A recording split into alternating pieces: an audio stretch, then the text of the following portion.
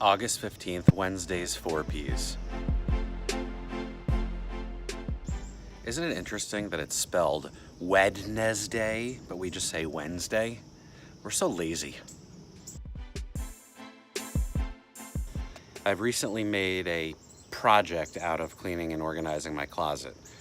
One thing that was quite easy, spending hundreds of dollars at the Container Store to get all the things I need to get organized. Not as easy, deciding what to get rid of, the decluttering aspect of it. So I ask you, what is the statute of limitations for keeping an article of clothing in your closet? Typically, I'd say 2 years of a particular season, like 2 winters that you haven't worn a sweater or shirt, you give it away and you put it in the charity donation pile. And again, there's a better than decent chance that I'm gonna gain lots of weight back at some point soon. So that whole row of fat clothes in the back of my closet that I haven't worn in 3 years, I might just need to hold on to that.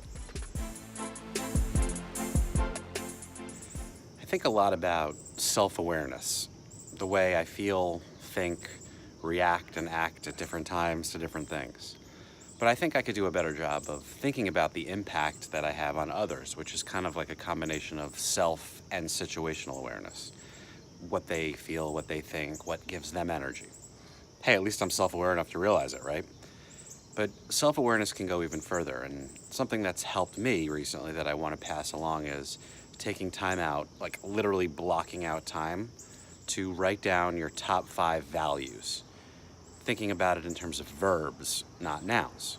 And when your values have action words, you're more likely to pursue and adhere to them. And you can probably tell that one of my action word values is share, although you might argue that it should be overshare. Over on the LinkedIn page for my consultancy, Point Symmetry, I have a week-long series for defining or redefining your digital marketing strategy for the evolving contextual landscape. 3 of the 5 rules or tips have already been posted this week since it's Wednesday. Identifying your consumer's journey, crafting a digital strategy that aligns with overall brand objectives, and the 3rd one, being focused, efficient, and purposeful with platform and content strategies as well as resources and time. There are 2 more coming this week, and I think they're especially helpful for smaller companies who are being forced to refine their approach as the competition for consumer attention just gets more fierce. Now, if you have nothing to do with marketing and you have no idea what this means and doesn't apply to you, good news, I'm done talking about it. On to another P. No one will blame you if you've been distracted by the increasingly demeaning rhetoric coming out of Washington lately, but our economy has begun to show some declining trends, including one really bad one that I pay attention to at least, which is inflation. Now, the stock market may be continuing to rise, but that's nowhere near as strong a long lead indicator as an inflation spike.